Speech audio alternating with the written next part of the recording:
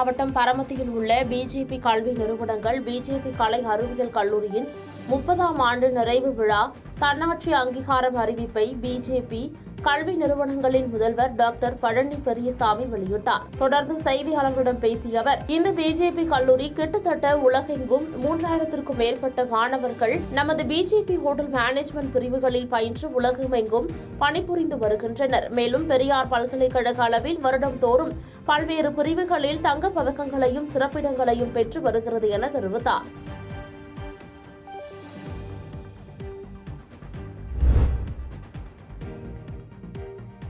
மத்தூர் அருகே இருசக்கர வாகனத்தின் மீது கார் மோதும் சிசிடிவி காட்சிகள் வெளியாகி பரபரப்பை ஏற்படுத்தியுள்ளது. கிருஷ்ணகிரி மாவட்டம் போச்சம்பள்ளி அடுத்த மத்தூர் நெடுஞ்சாலையில் உள்ள மேம்பாலம் அருகே இருசக்கர வாகனத்தின் மீது அதிவேகமாக வந்த கார் மோதி விபத்திற்குள்ளானது. இந்த விபத்தில் இருசக்கர வாகனத்தில் வந்த 2 நபர்கள் தூக்கி வீசப்படும் வீடியோ காட்சிகள் அங்குள்ள சிசிடிவி கேமராவில் பதிவாகியுள்ளது. தற்போது அந்த காட்சிகள் சமூக வலைதளங்களில் வைரலாகி வருகிறது.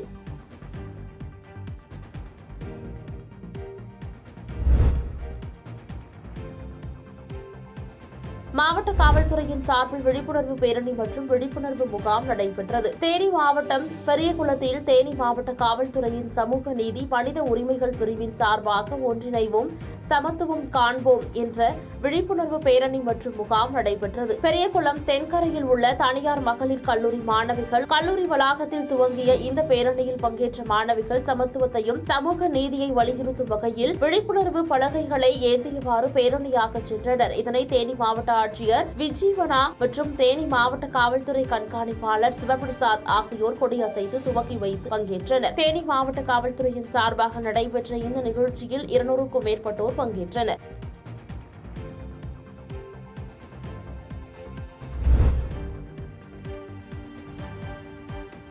பெரியார் நகர் பகுதியில் கஞ்சா செடி வளர்த்து பசுமாட்டிற்கு தேனீயாக வைத்த நபரை போலீசார் கைது செய்துள்ளனர். திருப்பத்தூர் மாவட்டம் பெரியார் நகர் பகுதியைச் சேர்ந்த ஆசிகான் என்பவரின் மகன் பாபு. இவர் தன்னுடைய வீட்டின் பின்புறம் சுமார் 7 அடி நீளம் கொண்ட கஞ்சா செடி ஒன்றை வளர்த்து வந்துள்ளார். மேலும் அது கஞ்சா செடி என்பது தெரியாமலேயே பசுமாட்டிற்கு தீனியாக வைத்து வந்துள்ளார். இதுகுறித்து அக்கப்பக்கத்தினர் கொடுத்த தகவலின் பேரில் திருப்பத்தூர் நகர போலீசார் சம்பவ இடத்திற்கு விரைந்து வந்து கஞ்சா செடியை பிடுங்கி காவல் நிலையம் கொண்டு வந்தனர். அதனைத் தொடர்ந்து பாபுவை காவல் நிலையம் அழைத்து வந்தவர் வழக்குப்பதிவு செய்து கைது செய்தனர்.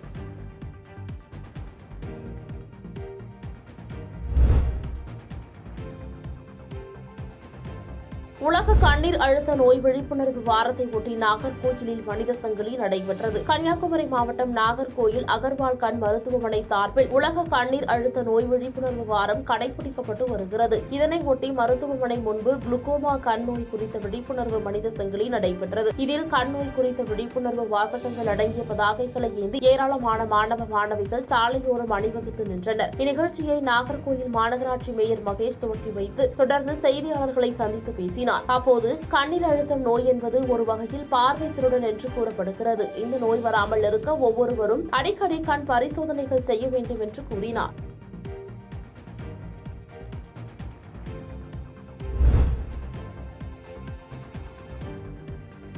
குளித்தலை அருகே நகர பேருந்து மற்றும் புதிய பாலங்களை பொதுமக்கள் பயன்பாட்டிற்காக சட்டமன்ற உறுப்பினர் திறந்து வைத்தார். கரூர் மாவட்டம் குளித்தலை அருகே மகிழிப்பட்டியில் ரூபாய் 2.5 கோடி மதிப்பீட்டில் புதிதாக 2 பாலங்கள் கட்டப்பட்டன. இதனை பொதுமக்கள் பயன்பாட்டிற்காக குளித்தலை சட்டமன்ற உறுப்பினர் மாணிக்கம் திறந்து வைத்தார். அதனைத் தொடர்ந்து லாலாப்பேட்டையிலிருந்து கரூர் வரை செல்லக்கூடிய நீட்டிப்பு நகர பேருந்தையும் தொடங்கி வைத்தார். பின்னர் பல்வேறு பணிகளுக்கு பூமி பூஜையை துவங்கி வைத்தார். இந்நிகழ்வின் போது களப்பள்ளி ஊராட்சி மன்ற தலைவர் சக்திவேல் உள்ளிட்ட திமுக நிர்வாகிகள் பலர் உடனிருந்தனர்.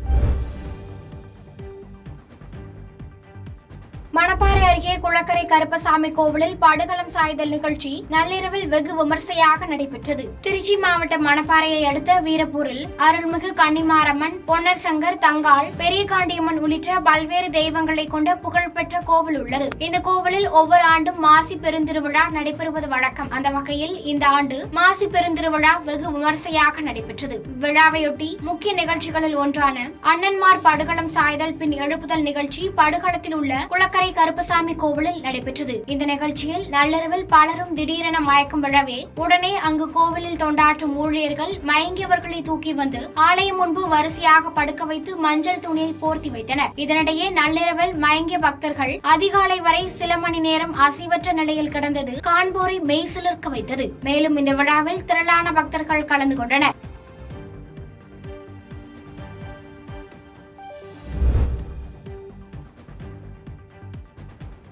ராமநாதபுரம் வழிவிடு முருகன் கோவிலில் பங்குனி உத்திர திருவிழா கொடியேற்றத்துடன் தொடங்கியுள்ளது. ராமநாதபுரம் மாவட்டத்தில் உள்ள வழிவிடு முருகன் கோவிலில் 84வது ஆண்டு பங்குனி உத்திர திருவிழா கொடியேற்றத்துடன் தொடங்கியுள்ளது. இதையொட்டி முருகப்பெருமானுக்கு பால், பன்னீர், இளநீர் உள்ளிட்ட பொருட்களால் சிறப்பு அபிஷேகம் செய்யப்பட்டது. பின்னர் வெள்ளிக்கவசம் சாத்தப்பட்டு தீபாராதனை நடத்தப்பட்டது. இதில் ஏராளமான பக்தர்கள் கலந்து கொண்டு கையில் காப்பு கட்டி கொண்டனர். மேலும் பங்குனி உத்திர திருவிழாவின் முக்கிய நிகழ்ச்சி வருகிற 25ஆம் தேதி பக்தர்கள் மயில் காவடி, பறவை காவடி, வேல் காவடி உள்ளிட்ட பலவிதமான காவடிகள் எடுத்து பால்குடம் சுமந்து வந்து முருகப்பெருமானுக்கு நேர்த்திக்கடன் செலுத்துவார்கள். அதனைத் தொடர்ந்து வருகிற 26ஆம் தேதி தினமும் சிறப்பு பூஜைகள் மற்றும் ஆன்மீக சொற்பொழிவு நடைபெற உள்ளது.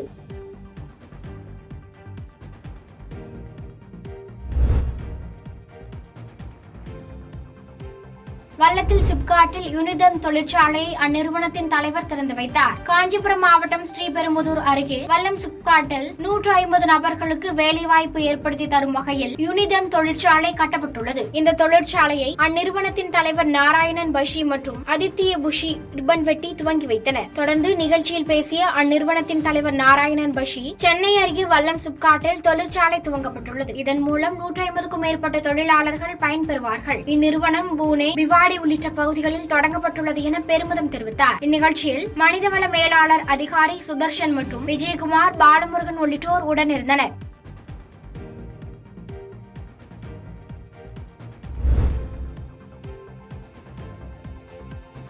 திருவள்ளூர் மாவட்ட காவல் கண்காணிப்பாளர் அலுவலகத்தில் பத்திரிகையாளர் சந்திப்பு நடைபெற்றது. இதில் கலந்து கொண்டு பேசிய மாவட்ட காவல் கண்காணிப்பாளர் சீனிவாச பெருமாள் ராவ், திருவள்ளூர் மாவட்டத்தில் கடந்த 2023ஆம் ஆண்டு காணாமல் போன கைபேசிகள் தொடர்பாக அனைத்து சட்ட ஒழுங்கு காவல் நிலையங்களிலும் மனுக்கள் பெறப்பட்டு 23 அதன் மூலம் நடவடிக்கை எடுக்கப்பட்டு 23,10,000 ரூபாய் மதிப்புள்ள 154 கைபேசிகளை கண்டறிந்து விசாரணை செய்து அவர்களின் உரிமையாளர்களிடம் ஒப்படைக்கப்பட்டுள்ளது என்று தெரிவித்தார். மேலும் தொடர்ந்து பேசிய அவர், பொது இடங்களில் செல்லும் போது கைபேசிகளை கவனமாக வைத்துக் கொள்ள வேண்டும் என பொதுமக்களிடம் கேட்டுக் கொண்டார்.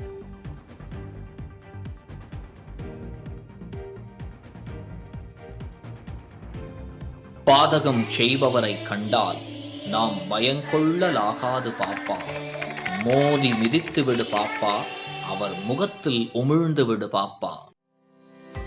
அண்மை செய்திகளை உடனுக்குடன் தெரிந்து கொள்ள இணைந்திருங்கள் இயம்நாடு தொலைக்காட்சியுடன்.